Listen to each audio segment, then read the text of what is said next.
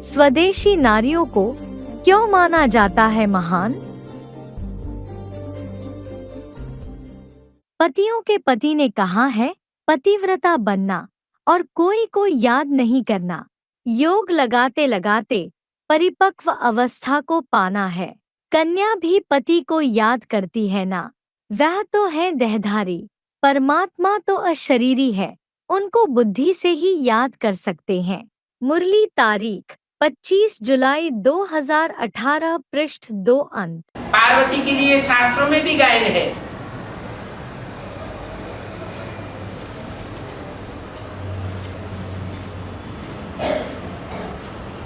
वरौ शंभु न तु रहो कुंवारी, जन्म जन्म लगी रगर हमारी।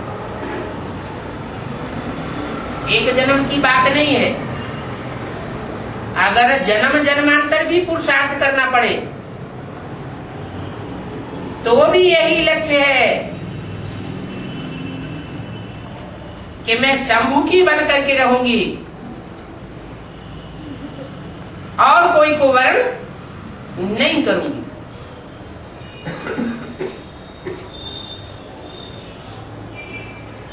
बाबा भी हम बच्चों की यही बात सिखाते हैं, एक शिव बाबा दूसरा न कोई। तो सब आत्माएं हैं, सब आत्मा रूपी सीताएं कहो, सजनियां कहो, एक बाप की है, लेकिन नंबरवार है। ये नंबरवार किस आधार पर बन जाते हैं? क्या पुरुषार्थ? वो पुरुषार्थ की ऐसी कौन सी बात है जो नंबरवार बन जाते हैं? एक शिव बाबा दूसरा न कोई। इस नियम को पालन करने में नंबरवार पुरुषार्थ अनुसार बन जाते हैं। ये नंबर कहाँ बनते हैं? सतयुग में, त्रेता में, द्वापर में, कलयुग में, संगम युग में बन रहे हैं। हर एक अपनी अपनी स्थिति को जानता है। पुरुषार्थ में मेरी स्थिति कैसी चल रही है, जब से ज्ञान में आए तब से लेकर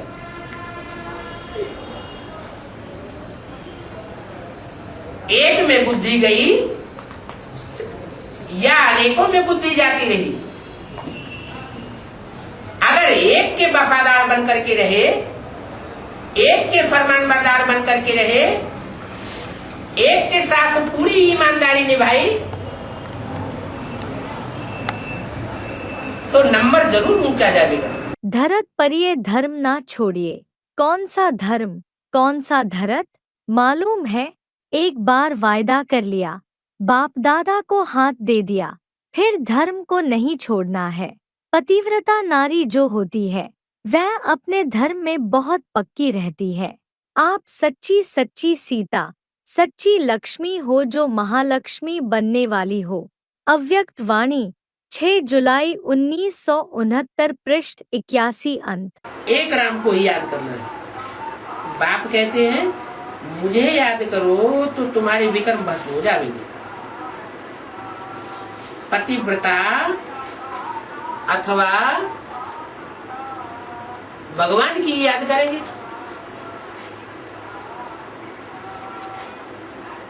17 जनवरी 1967 की वाणी का दूसरा पेज। अपनी देह को भी याद नहीं करेंगे। क्या कहा? जैसे पतिव्रता स्त्री होती है तो अपनी पति की ही याद करती है, अपनी देह भी उसको याद नहीं आती, तो हम अपनी देह को भी याद नहीं करेंगे। कभी भी मन से, बुद्धि से, संकल्प से बाप से बेवफा नहीं बनना। वफादार का अर्थ है सदा एक बाप दूसरा न कोई। संकल्प में भी न देह, न देह के संबंध, न देह के पदार्थ, और न कोई देहधारी व्यक्ति आकर्षित कर सके। जैसे जब पति पत्नी एक दो के वफादार बनते हैं तो स्वप्न में भी अगर किसी और की याद आ गई तो उनको वफादार नहीं कहा जाता। तो ब्रह्मा बाप को देखा, संकल्प भी दूसरे की तरफ नहीं, पर के प्रति नहीं, एक बाप ही सब कुछ है। इसको कहा जाता है वफादार। अगर पदार्थ की भी आकर्षण है, साधनों की भी आकर्षण है, तो साधना खंडित हो जाती है, वफादारी खंडित हो जाती है। और खंडित वस्तु कभी भी संपन्न, कभी भी पूज्य नहीं गाई जाती। तो चेक करो कि संकल्प में भी कोई आकर्षण बेवफा तो नहीं बना देता है। जो दूसरे धर्म की हैं वो क्या करेंगी? है? पति की परवरिश अच्छे से करेंगी या कुछ गड़बड़ कर देंगी? है? गड़बड़ जरूर करेंगी, क्योंकि द्वापर युग से जो और धर्म आते हैं उन धर्मों में कन्वर्ट होती रहती है नंबर वार। तो जन्म जन्मांतर के उनके संस्कार और धर्मों के पड़े हुए हैं, संग के रंग के सूर्यवंश के हैं पक्के संस्कार हैं, और धर्म के पक्के संस्कार हैं। तो वो धोखा दे जाती है। क्या करती है? धोखा दे जाती है। क्यों है? और धर्मों में क्या होता है? और सूर्यवंश में क्या होता है?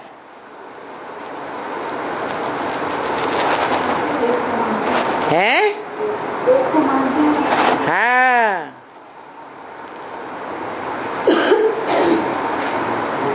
एक लिंग भगवान की मान्यता है या अनेकों लिंगों की मान्यता है? है? जैसे भारत की परंपरा है कि भारत की कन्याओं माताओं को माता पिता जिस खूंटे से जीवन में बांध देते हैं, सारा जीवन उसी खूंटे से बंद कर रहती है। और विदेशी कन्याएं माताएं हाँ? एक से बंद कर रहती हैं? नहीं, डाइवोर्स की प्रथा उनमें चलती है।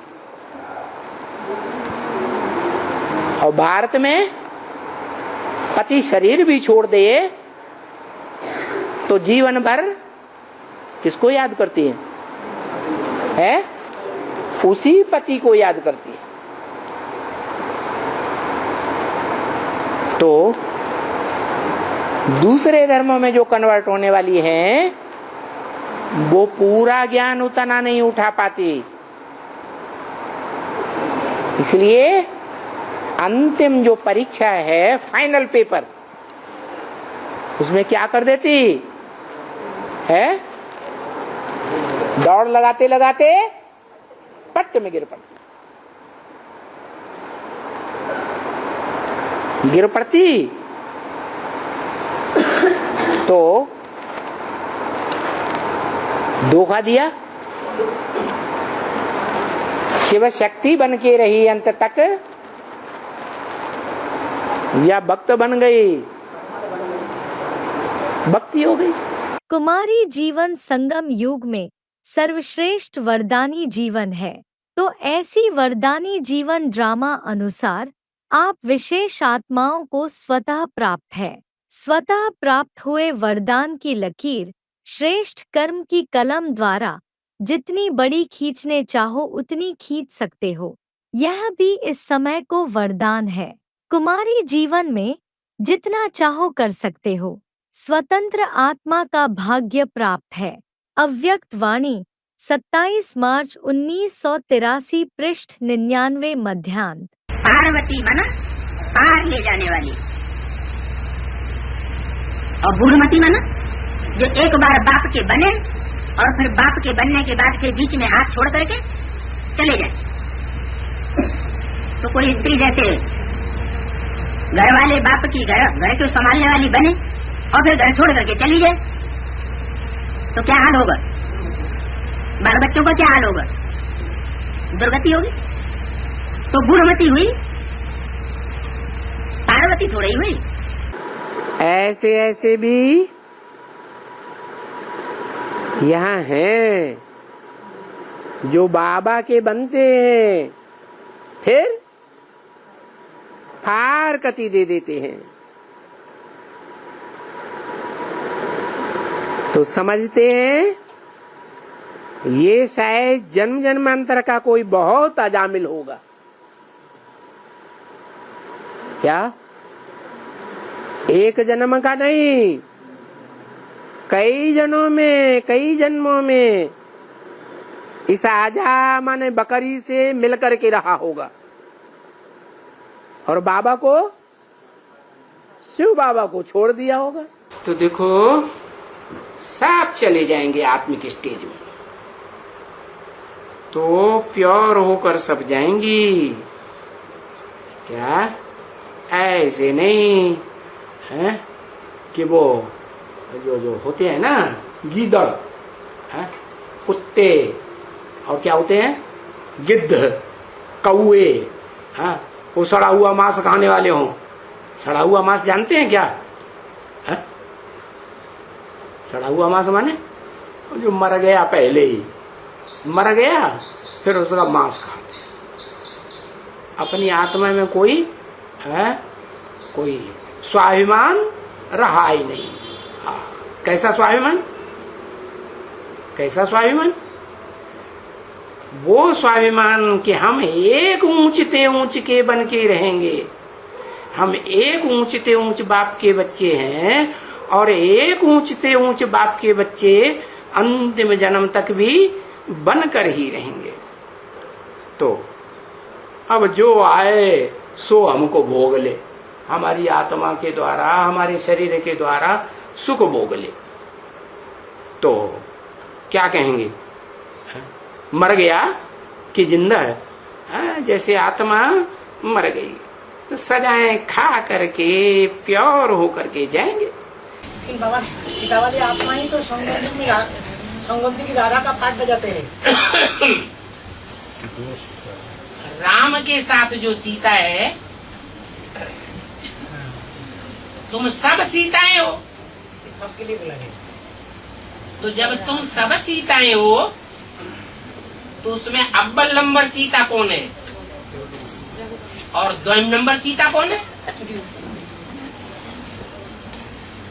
कहेंगे अव्वल नंबर सीता रामायण में उसे दिखाया है जिसके लिए बोला है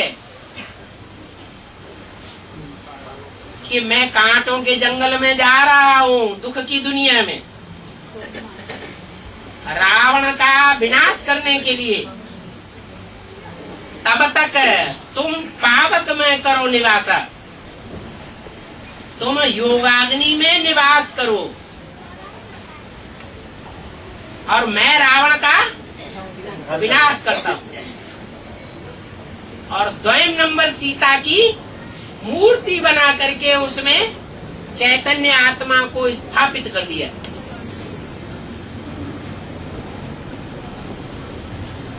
तो 2 नंबर की सीता है जिसको रावण उठा ले जाता है। विदेशी उठा ले जाते हैं, विदेशियों के प्रभाव में आ जाती है। राधा कंसी जरासिंधी के प्रभाव में नहीं आती है। कन्या की सगाई के बाद क्या होता है? पति के साथ लगन लग जाती है। बाप ही बतलाते हैं सदा सुहागिन कौन है। सदा के लिए परमात्मा से पूरी लगन रहे, वह सदा सुहागिन है। अव्यक्त वाणी 15 फरवरी 1969 पृष्ठ 40 आदि। विदेशी गौएं दूध तो बहुत देती है? ज्यादा दूध देती हैं, कम देती हैं? ज्यादा दूध देती हैं। ज्ञान बड़ा बढ़िया बढ़िया सुनाएंगे। ढेर का ढेर ज्ञान सुनाएंगी, लेकिन प्रैक्टिकल जीवन में जीरो। उनको भारत में बहेल गैया कहा जाता है। विदेशी कन्याएं माताएं होती हैं ना,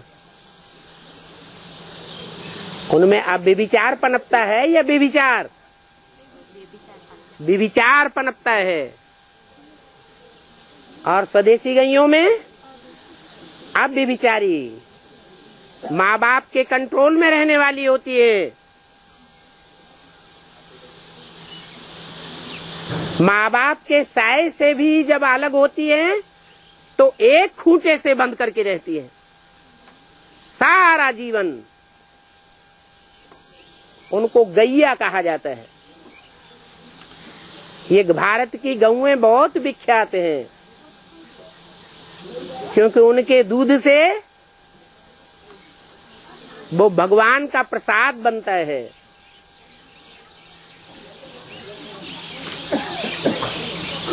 जो पंचामृत कहा जाता है। बहुत बहुत शादियां करना ये और धर्मों की प्रथा है, भारत की प्रथा नहीं है, भारत की परंपरा नहीं है। भारत में पवित्रता को विशेष तरजीह दी जाती रही।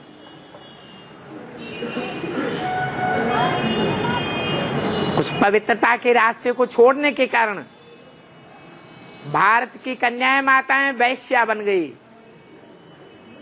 आज घर घर में वैश्यालय खुला हुआ है। मुरली में बाबा ने ऐसे बोल दिया। ढेर के ढेर संबंध बने पड़े हैं, सब विकृत हो गए। कुमारियों को भी बाबा कहते हैं, शादी तो बर्बादी हो जाएगी, इस गटर में मत गिरो। क्या तुम बाप का भी नहीं मानेंगी? स्वर्ग की महारानी नहीं बनेंगी। अपने साथ प्रण करना चाहिए कि हम उस दुनिया में कब नहीं जावेंगी, उस दुनिया को याद भी नहीं करूंगी। शमशान को कभी याद करते हैं क्या? मुरली तारीख 4 मार्च 1975 पृष्ठ 3 आदि। जो भारत की कन्याएं माताएं हैं, जो बड़ी सीधी सादी होती है, इतनी सीधी सादी होती है कि उनको जीवन भर के लिए जिस खूंटे से बांध दिया जाता है, बेचारी उसी एक खूंटे से बंद करके रहती है। ऐसी गौएं सीधे सच्चे स्वभाव वाली, पवित्रता को पालन करने वाली होती है। जो खूंटा उखाड़ करके भाग जाती है, बहेल गौएं बन जाती हैं, वो विदेशी गौएं हैं। वो एक छोड़ करके दूसरा छोड़ करके तीसरा डाइवोर्स देती रहती हैं और नए नए परिवार बनाती रहती हैं। वो पवित्रता का पालन नहीं कर सकती, नरक का दरवाजा खोल करके बैठ जाती हैं। उन विदेशी गौओं की पूजा नहीं होती है और विदेशों में गौओं की पूजा नहीं होती है। कौन से देश में होती है? भारत देश में गौओं की पूजा होती है। आंखें बेविचारी बनती हैं कि नहीं? तो अभी की बातें हैं ना सब। इंद्रियां हो या आंखें हो, कर्मेंद्रियां हो या ज्ञानेंद्रियां हो, अगर बेविचारी बनी है तो अनेक पति हुए या एक पति हुआ। पुराने जमाने में तो यही समझते थे कि मन से भी किसी एक आदमी को वर्ण कर लिया तो जिंदगी भर हम उसी की बन करके रहेंगे। अरे मन से संकल्प में आने की बात तो दूर, सपने में भी अगर किसी आदमी को देख लिया तो भी क्या विरुद्ध लेके बैठ जाती थी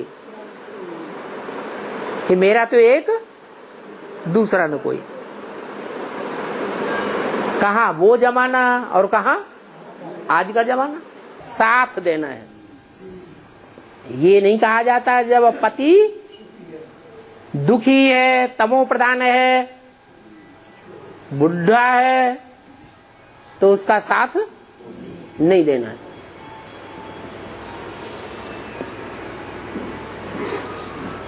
तेरे कांटों से भी प्यार, तेरे फूलों से भी प्यार। कांटे पैदा करता है, रुद्रमाला पैदा करता है, तो उसकी भी पालना देनी है।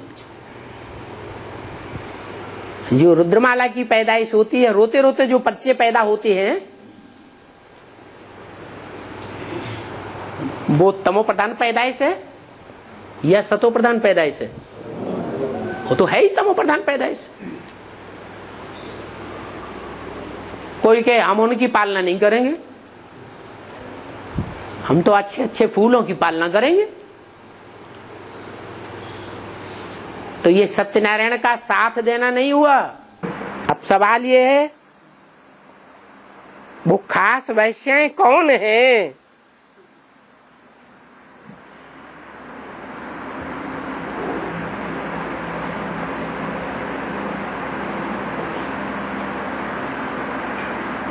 अभी रिहर्सल हो रही है, शूटिंग हो रही है, भगवान दुनिया तैयार कर रहा है। ऐसे नहीं कि सिर्फ सतयुग त्रेता युग की दुनिया ही तैयार होती है, वो तो उनके लिए तैयार होती है जो भगवान की श्रीमत पर आमादा होते हैं, चलते हैं। जितना जितना श्रीमत पर चलते हैं, उतना उतना सतयुग त्रेता की दुनिया में आकर सुखी होते हैं। और जितना जितना श्रीमत के बरखिलाफ कदम उठाते हैं, मनमत पर चलते हैं, मनुष्यों की मत पर चलते हैं, माया की मत पर चलते हैं, तो द्वापर कलयुग की दुनिया में दुख उठाते हैं।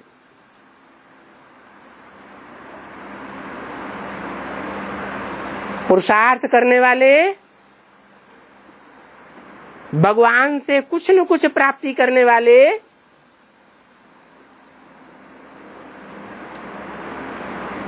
हर सात्विक धर्म में, हर आस्तिक धर्म में नंबरवार है जरूर, जो अपने अपने धर्म में सुख भोगते हैं, अपने अपने धर्म में राजाई भोगते हैं। लेकिन खास भगवान के द्वारा स्थापन किए हुए धर्म में जो सुख भोगने वाले हैं, राजाई भोगने वाले हैं, ये वो आत्माएं हैं जो कोई भी जन्म में विदेशियों के अधीन नहीं होती हैं।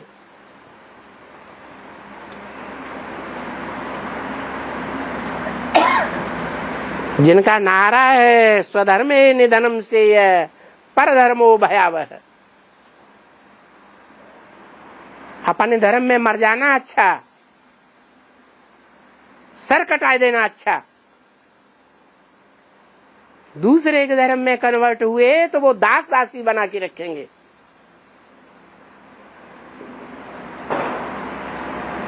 ऐसी बहुत थोड़ी आत्माएं हैं।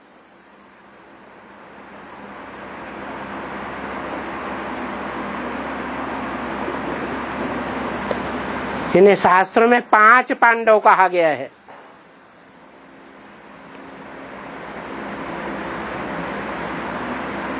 जो भगवान से नंबरवार राज्य भाग लेते हैं।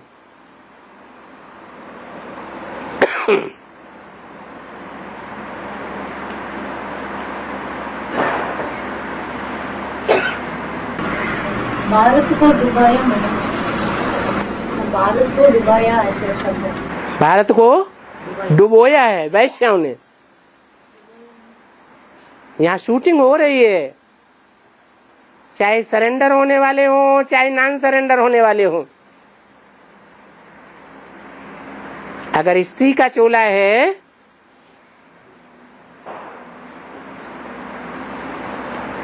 ईश्वर का ज्ञान मिला है तो एक शिव बाबा दूसरा न कोई,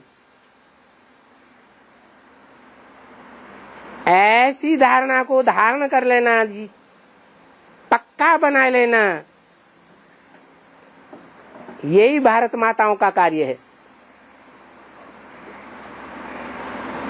अगर दृष्टि वृत्ति चंचल होती है प्रैक्टिकल में, या कर्मेंद्रियां प्रैक्टिकल में चंचल होती हैं,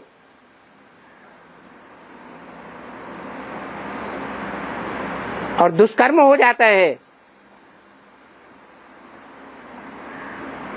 तो वैश्यावृत्ति की शूटिंग हो जाती है। वैश्यावृत्ति की शूटिंग होगी तो श्रीमत से नीचे गिर गए, जैसे रेल पटरी से नीचे उतर जाती है, खुद भी नीचे गिरेंगे और खुद के आधार पर जो और चलने वाली आत्माएं निकलेंगी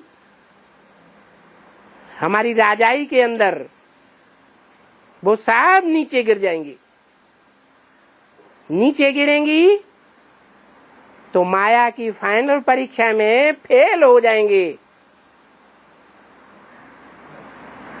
फेल होने से बाप से दूर चले जाएंगे, दुनिया वालों के कंट्रोल में आ जाएंगे, और दुनिया वालों के कंट्रोल में आने से जैसे दुनिया वाले बाप की ग्लानि करते हैं, वैसे हम भी बाप की ग्लानि करने के निमित्त बन जाएंगे।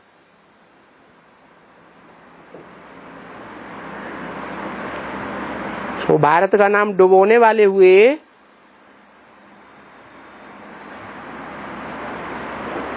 या पार्वती का पार्ट बजाने वाले पार करने वाले हुए? क्या हुए? वो भारत का नाम डुबोने वाली वैश्याओं का पार्ट है। जबकि बाबा ने खास कन्या माताओं के ऊपर विश्वास पूर्वक, श्रद्धा पूर्वक जिम्मेवारी रखी है। क्या? स्वर्ग का गेट पुरुष नहीं खोलेंगे,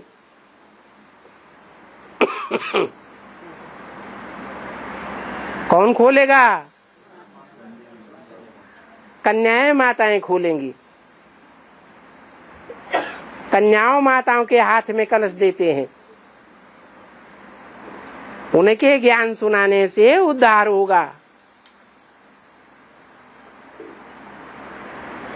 पुरुषों के ज्ञान सुनाने से उद्धार होने वाला नहीं है, लेकिन वो असली ज्ञान तभी सुना सकेंगी जब एक ईश्वर की बनकर के रहेंगी, जिनको कहा जाता है शिव शक्ति।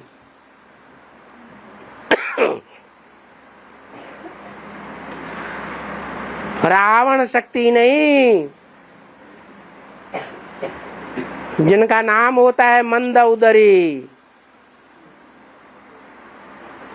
मंद बुद्धि रूपी पेट वाले। बुद्धि मंद है, जो भगवान को नहीं पहचान पाती। असुरों के गले लग जाती हैं,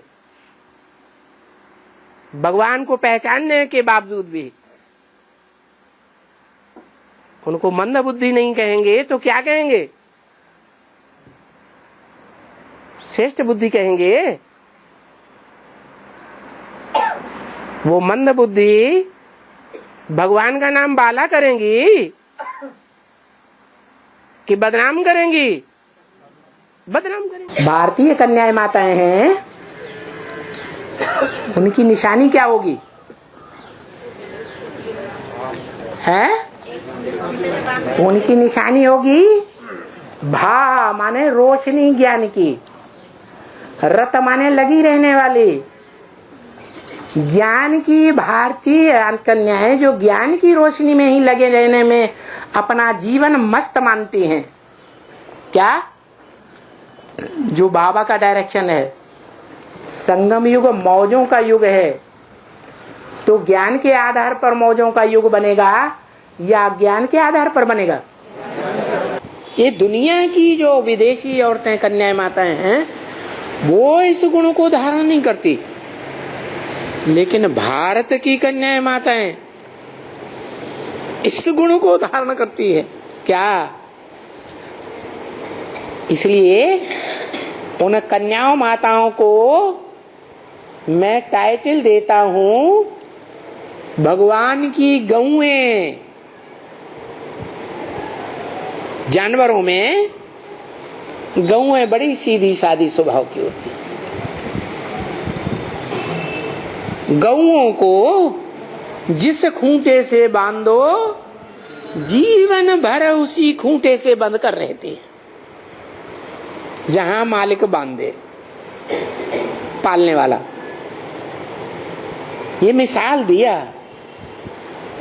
बाकी भगवान बताता है मैं कोई जानवर गौओं को पढ़ाने के लिए नहीं आता हूं, उनकी पालना करने के लिए नहीं आता हूं, मैं तो ह्यूमन गौओं को पालने के लिए आता हूं। भारत की खास कन्या माताओं को पालना देने के लिए आता हूं, जिन कन्या माताओं ने जन्म जन्मांतर, क्या जन्म जन्मांतर स्वर्ग से लेकर के रौरव नरक दुनिया जब तक बनती है तब तक भी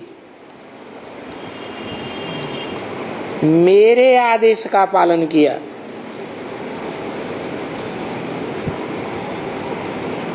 चलो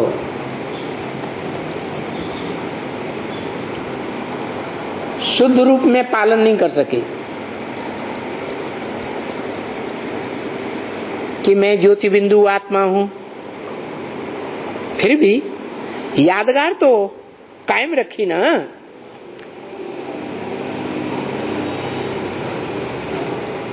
तो ये भारत की कन्याएं माताएं गौएं हैं, गौएं। कैसी गौएं? इन कन्याओं माताओं को, भारतीय कन्याओं माताओं को जीवन में कोई भी जन्म में देख लो, माता पिता ने जिस खूंटे से बांध दिया जीवन में, सारा जीवन उसी खूंटे से बंद कर रही। हिस्ट्री की बात है। क्या? हिस्ट्री के बाहर की बात छोड़ दो। हिस्ट्री 2500 साल की मनुष्यों के पास है। मनुष्य उस हिस्ट्री में जो मनुष्यों ने बनाई है, उस हिस्ट्री में देख लें हजारों साल से कि भारत की ये गौएं, भगवान की ये गौएं इतने सीधी साधी स्वभाव की रही। गौ स्वभाव दूसरों को दुख देता है या गौ सुख देती है? गौ सुखदायी है। उसमें भी खास भारत की गौएं तो सुख ही सुख देती हैं परिवार को। कितना सुख देती हैं।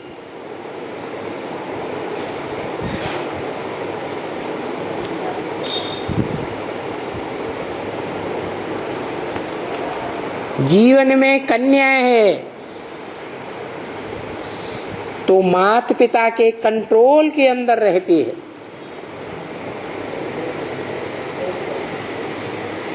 कन्या से नौजवान बनती है तो पति और पति के परिवार के कंट्रोल में रहती है।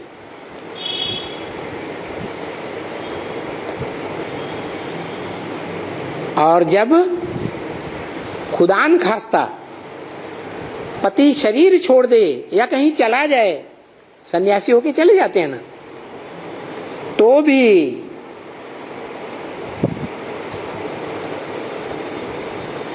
परिवार को सुखदायी बन करके रहती है। और इसका मिसाल है शास्त्रों में।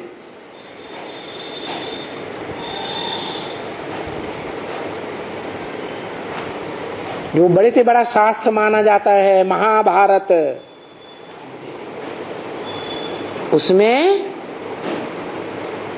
एक माता है जिसने ये मिसाल कायम किया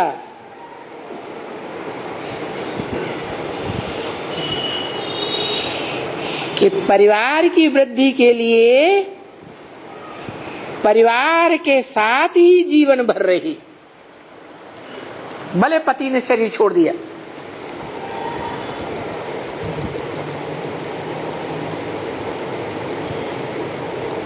बच्चे दर बदर हो गए तो भी परिवार का नाम बाला करने के लिए परिवारजनों के साथ रहे। याद आया है? कुंती पति ने शरीर छोड़ दिया, पांडव, जिसे बाबा कहते हैं पांडव, पंडा बाप, पांडवों का बाप, पंडे का बच्चा पांडव।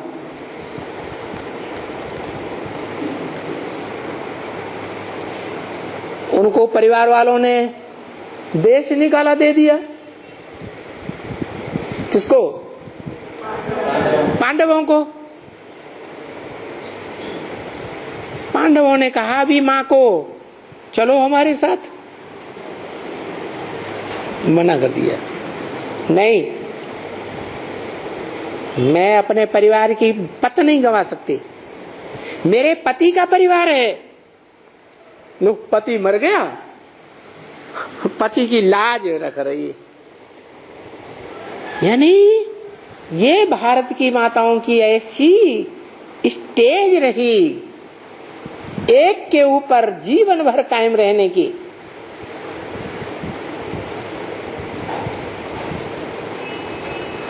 कि पति चला जाए जीवन भर के लिए, पति शरीर छोड़ जाए तो भी पति के ही गुण गाती रहती है,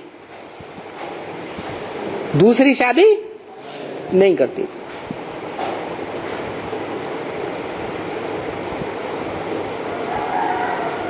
एक के ऊपर इतनी आस्था गहरी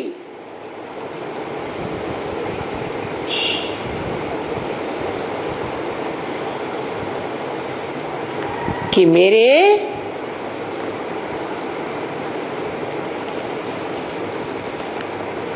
ससुर घर की लाज न जाए और माता पिता की भी लाज न जाए, माता पिता का भी नाम बाला करने वाली धोखा नहीं दे सकती।